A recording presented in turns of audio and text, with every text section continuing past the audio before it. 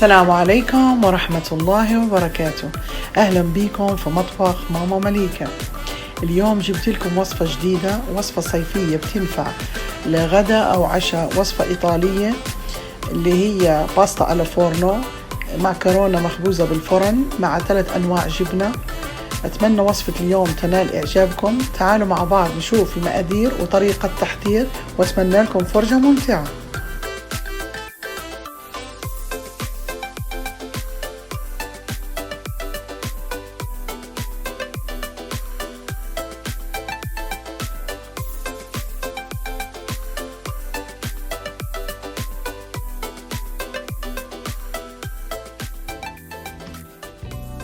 يلا تعالوا نشوف المقادير مع بعض. بنحتاج لمكرونة مقصوصة، هاي نوعية اسمها زيتي، هذه هي اللي بنعمل فيها الأكلة اللي بدي أعملها اليوم الإيطالية، أو فيك إذا مش بتوفر تستعملي أي مكرونة طويلة مقصوصة. هون في عندي جبت أنا البندورة الإيطالية هاي روما، وسلقتها، غسلتها طبعا وقطعتها وسلقتها مع الملح، وضفت عليها معلقتين كبار من معجون الطماطم. أنا طبعا لسه بدي أطحنها أكتر، بحب الصوص يكون ناعم. جبنة الريكوتا، 6 معالق من زيت الزيتون، بيضة واحدة، معلقة صغيرة من الفلفل الأسود، معلقة صغيرة من الفلفل الحار المجروش، معلقة كبيرة من الثوم المهروس، نص معلقة صغيرة من البصل باودر، نص معلقة صغيرة من الثوم الباودر، معلقتين كبار من البقدونس المفروم، ملح حسب ذوق، جبنة البارمجان مبشورة، وجبنة الموتزاريلا أنا قطعتها هون مكعبات. هذه هي كل المقادير اللي بنحتاجها. تعالوا مع بعض نشوف كيف بدنا نحضر وصفتنا، خليكم معي. هلا بدنا نعمل خليط الجبنة. أول إشي بنحط جبنة ريكوتا تبعنا،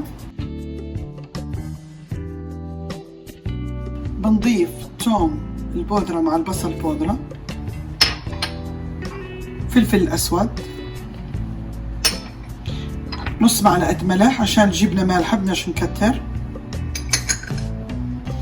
والفلفل الأسود بخليش البيض يطلع زنخة. هلا بيضة، بنحط بيضة.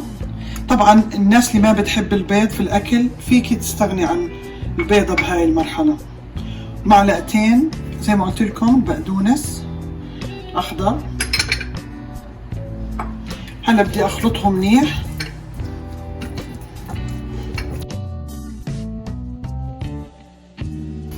أنا هون نسيت أحط البارمجان تشيز، بدنا نحط نصف الكمية.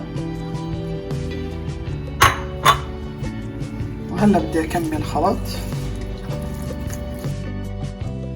هي بعد ما خلطته معاكم وخلطنا كل المكونات مع بعض، بدي أغطيها وأحطها بالثلاجة لحد ما أخلص. نبدأ أعمل صوص معاكم ونسلق المعكرونة وبعدين أطلعه. طبعا أنا نسيت أقول لكم في عنا معلقة كبيرة من البيزل اللي هو الريحان ناشف إذا توفر، أو أعشاب إيطالية، أو بيزل يعني ريحان هيك فريش، بيطلع طيب مع الصوص. هي على النار حطينا قلاية، بدنا نحط فيها 3 معالق كبار من زيت الزيتون، وبعدين بنحط عليهم الثوم، وبعدين الفلفل المجروش.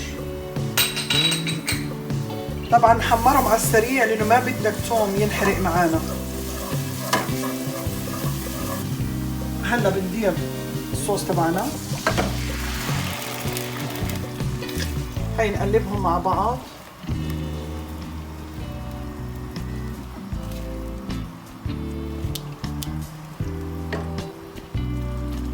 هي بندير عليهم كاسة ماي. أنا بديهم بس هيك يتشربوا من زيت الزيتون والثوم، لأنه أنا غليتهم أصلا، فهي الطماطم عندي معصورة ومغلية، بس بدي إياهم يتسبكوا مع بعض وبعدين بنطفي عليهم. هلا بدنا نضيف لهم البيزل هذا الناشف والملح. طبعا أنا السكر ما حطيتوش لأنه حطيته بالأول لما غليتهم. هلا نغطيها ونخليها أول إشي على النار عالية أول تغلي، وبعد ما تغلي بنوطيها ونخليها على نار هادية لحد ما تتسبك. الصوص شفتوه بعد ما عقد. خلاص تقريبا اخذ 45 دقيقة. بدي اطفي عليه. فيك تضيفي عليه بقدونس مفروم بصير. عليها معلقة كبيرة من الملح. طبعا الباستا بتحب ملح كتير، لازم نحط فيها ملح. بدنا ننزل المعكرونة تبعتنا. انا هون حطيت باوندين من المعكرونة. ان شاء الله انا احط لكم المقادير تاع 1 باوند، يعني تقريبا نص كيلو، واذا بدكم تضاعفوا الكمية طبعا بصير. انا احط لكم نص الكمية. هلا انا بدي اسلق المعكرونة، بدي احرك.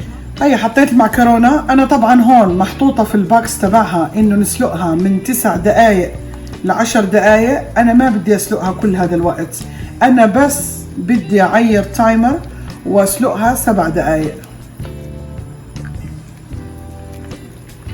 خلص هلا بدنا تكمل ستواها، وبعدين بدي اورجيكم كيف بدنا نحضرها مع بعض. بعد ما سلقنا المعكرونه زي ما قلت لكم سلقتها بس 7 دقائق.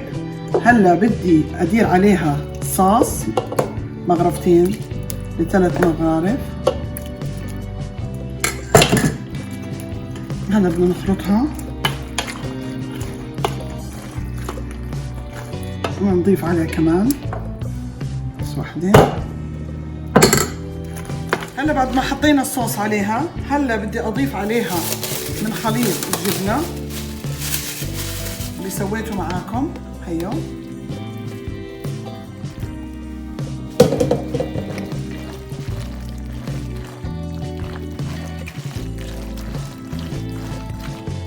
هلا بدي اضيف شويه من جبنه البارميجان.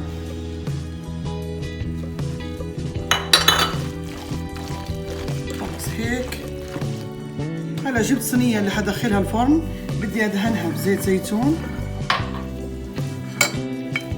على اساس ما تلزق معانا. هلا بدنا نحط فيها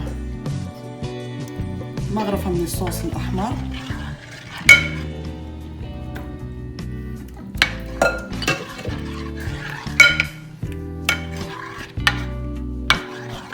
هلا بدنا نحط قسم من المعكرونه تبعنا.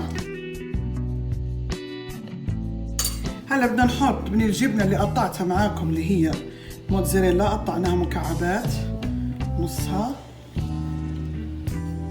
يعني هذا الطبق مبني على الجبنه، شويه من البارميجان.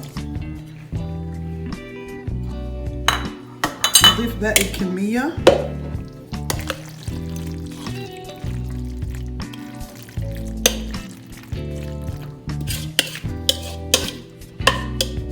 هيا بعد ما حطينا النص الثاني من المعكرونه تبعتنا، هلا بنحاول نمد السطح صينيه.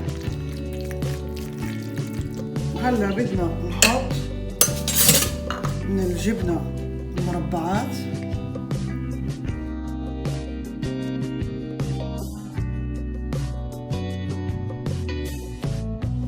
هلا بدي احط شويه زيت زيتون. هذا هو بده يخليها تتحمر وش تبعنا ويجي هيك مقرمش. هي قدر معلقتين. هلا انا حطيت تحت صينيه لانه مرات بتنزل على الجوانب التشيز هذا والصوص بيطلع لبرا، فاحتياطا عشان الفرن ما يتوسخ. انا سخنت الفرن على 400 فahrenheit اللي هي 200 سلسيوس. بدي ادخلها الفرن مكشفه من غير ما اغطيها 30 دقيقه، وبدي اطل عليها واشوف اذا 25 دقيقه تحمر وشها بنشيلها، اذا ما تحمر لا بزياده كمان 5 دقائق وبطلعها وبورجيكم كيف شكلها. خليكم معي. هيها زيتي. هيا بعد ما طلعت من الفرن شايفين كيف شكلها، لساتها سخنه طبعا. ما بديش اسيبها بس تهدى شوي، بعدين بدي اورجيكم كيف شكلها. شايفين كيف اللون هذا اللي اخذت؟ احنا هيك بنحبها محمره. اخذت معي 28 دقيقه. هلا بدي اقطع معاكم شوي، بدي اورجيكم كيف شكلها.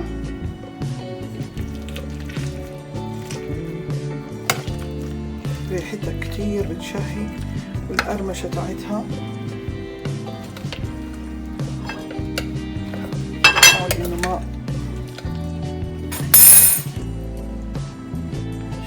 كيف الجبنة.